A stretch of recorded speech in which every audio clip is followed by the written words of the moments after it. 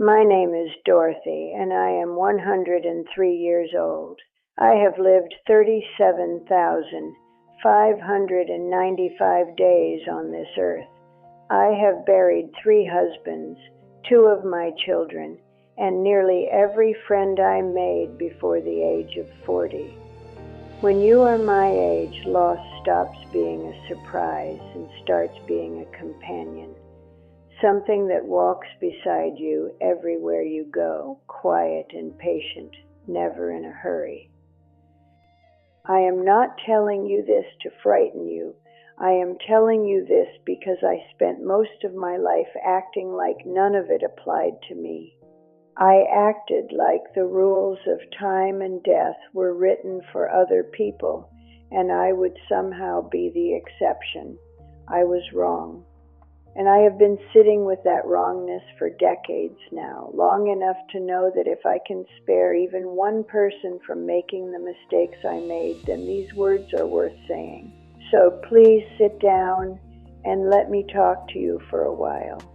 I was born in a time when women did not have many choices about how their lives would go. You married, you kept house, you raised children, and you hoped the man beside you was kind. My first husband, Robert, was kind. He was a steady, warm, good-natured man who went to work every morning and came home every evening and loved me without drama or performance. We had James and William when we were young, and life was full in the way that young life always is, loud and exhausting and beautiful in hindsight. I did not appreciate it enough while I was in it. I was too busy managing the household budget, making sure the bills were paid, stretching every dollar so that we had food on the table and shoes on our boys' feet. I thought I was building something. I was, but I was so focused on the building that I forgot to live inside what we had already made. On October 14th, 1955, Robert left for work the way he always did. He stopped in the kitchen, grabbed his lunch off the counter, paused at the door. I did not even look up from the sink. That was the last time I ever saw him alive. He died in a steel mill accident that afternoon, and when the men came to my door, my first thought was not about the bank account, not about the life insurance policy we had taken out the year before, not about how I would manage our finances as a widow with 2 small boys. My first thought was about all the words I had never said to him. They had died with him, and there was no way to call them back. I stood in that doorway for what felt like a very long time, taking inventory of everything I had assumed could wait until later. It is a particular kind of grief, that inventory. I would not wish it on anyone. After Robert died, I made myself a promise. I told myself I would live differently, intentionally, lovingly, fully present for every person and every moment. I kept that promise for about 3 weeks. Then real life rushed back in. I had to figure out how to manage alone. I had to contact the insurance company about Robert's policy payout. I had to call the bank and explain the situation. Figure out how to cover rent and groceries and school clothes for 2 growing boys on a widow's income. Life does not pause for your grief. It does not pause for your good intentions. It pushes forward and carries you with it, whether you are ready or not. And before I knew it, I had slipped back into the same patterns, half present, always busy, always planning for some future moment when things would slow down enough for me to truly pay attention. That moment never came. It never does. I married Charles in 1958, and we were together for 42 years. He was a patient man, a generous man, and I loved him deeply, but if I am honest with you, the way only a woman my age can afford to be, I will tell you that I wasted enormous stretches of that marriage. I said, "Not now. I'm busy," when he wanted to take a walk. I sat doing laundry on ordinary Tuesday evenings instead of sitting beside him on the couch. I thought I had forever with Charles. I thought the ordinary evenings were placeholder evenings, and the real living was coming later.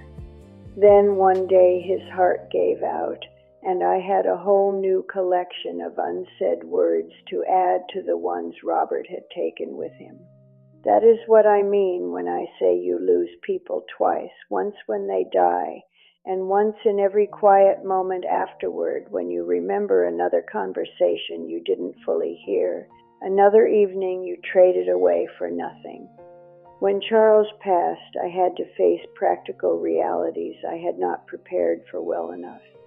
At 65, I was alone again, managing finances on my own, reviewing the health insurance options available to a widow on a fixed income, meeting with a bank advisor to understand what I had and what I would need. I had some savings, I had the house, but I had not done enough planning while Charles was alive, not about what I would want if my own health declined, not about what documents my children would need, not about how my own care would be funded if I could no longer care for myself. I know now that those conversations feel morbid when everything is fine, but they are the greatest act of love you can offer the people who will someday have to make decisions on your behalf. My mother had a stroke at 89 and spent 3 years unable to speak because she had left no instructions behind. My family spent those years fighting and guessing. Don't do that to the people you love. I married again at 57, a gentleman named Frank, and we had 21 wonderful years together.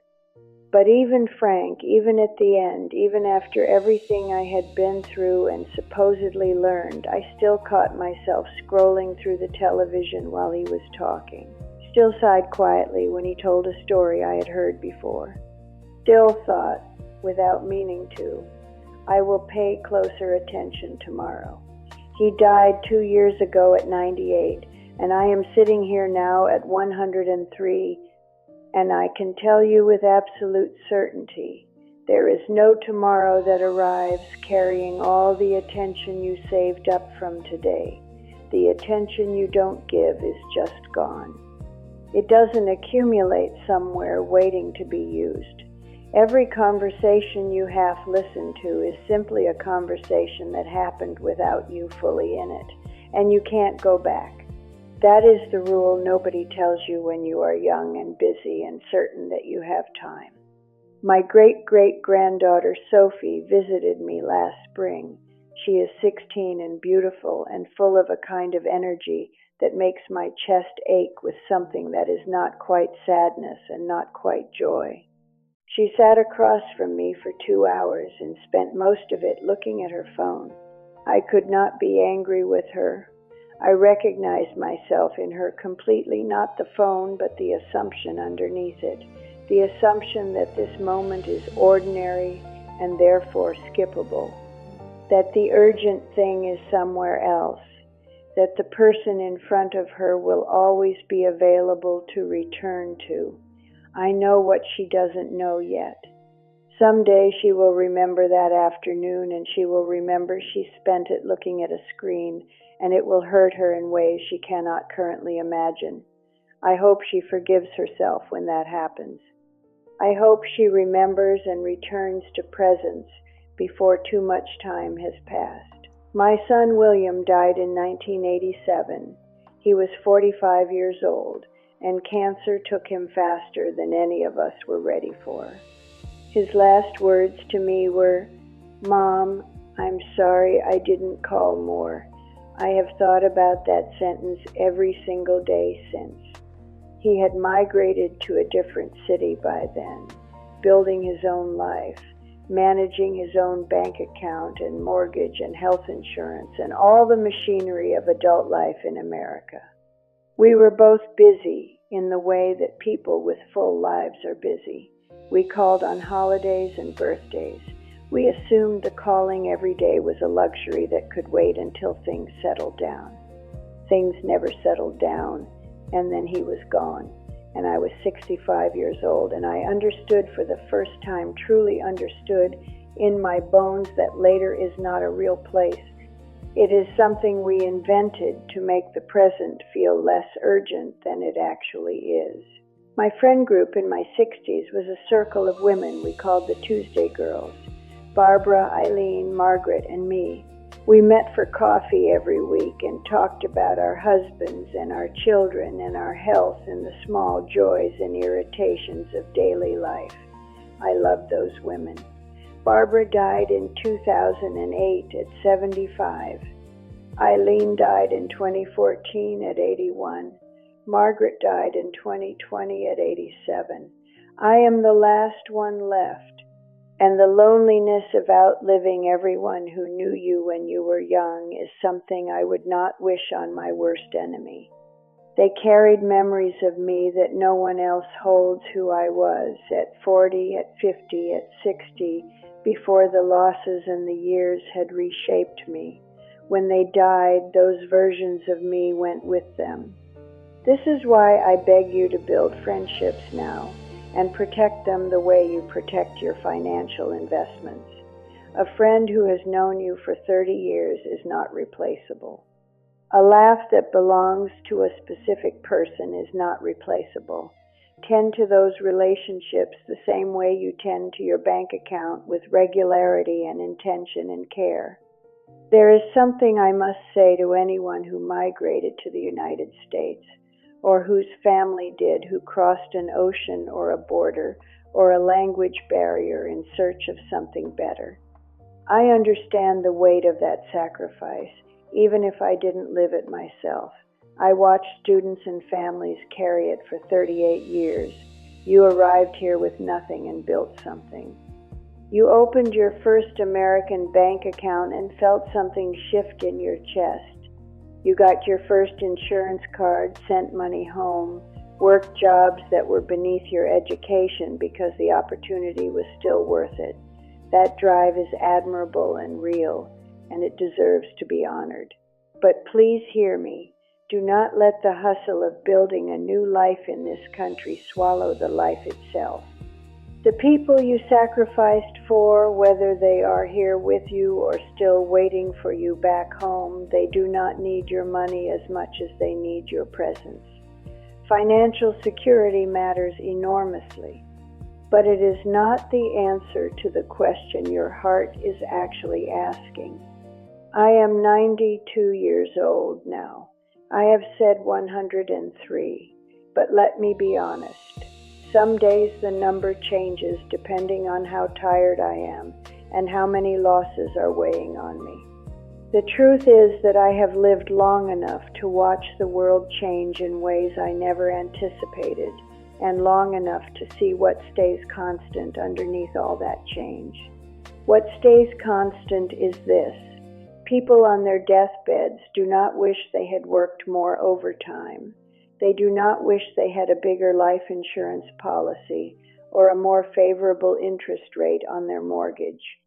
They wish they had paid attention. They wish they had stayed.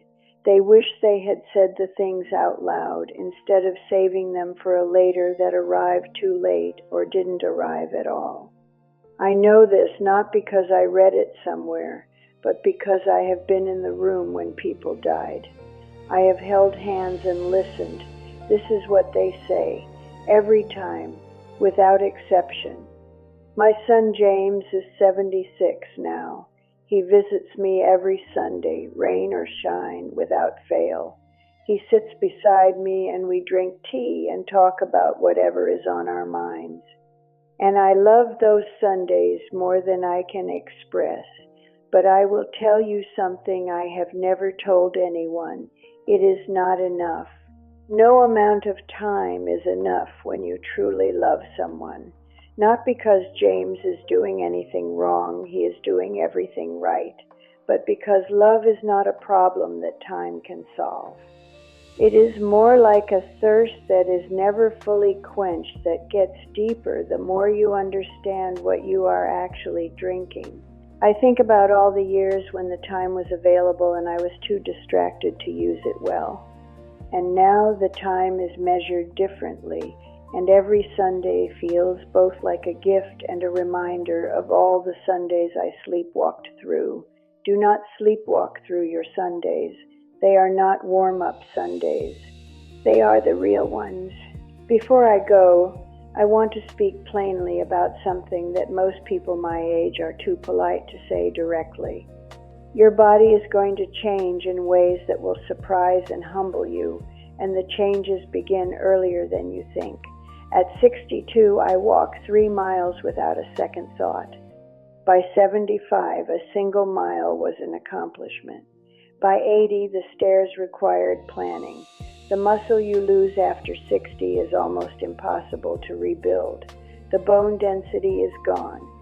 The balance that you take for granted right now requires conscious effort by 80. This matters for practical reasons: your health insurance costs, your long-term care options, your ability to remain independent, but it also matters for the reasons that feel more urgent to me now. You have a body that works, it is capable and strong, and it will take you places if you let it. Use it. Walk the miles while you can walk them. Travel while your knees still cooperate. Don't wait for retirement to discover that the window for adventure was closing the whole time you were waiting to open it. In 37,595 days of living, I can count on 2 hands the number of days I was fully, completely, utterly present for my own life. 2 hands. I want you to sit with that for a moment.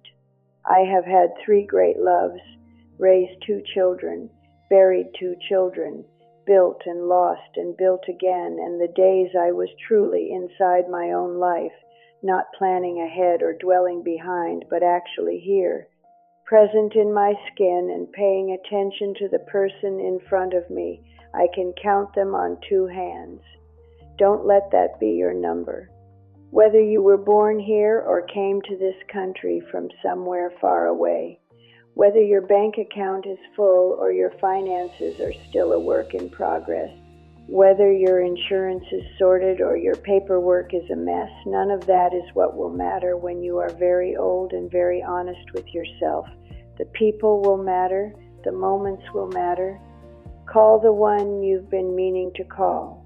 Look up from the screen. Say the thing out loud while there is still someone to hear it. Remember and return. Remember and return. That is all I have, and I mean it with everything I have left.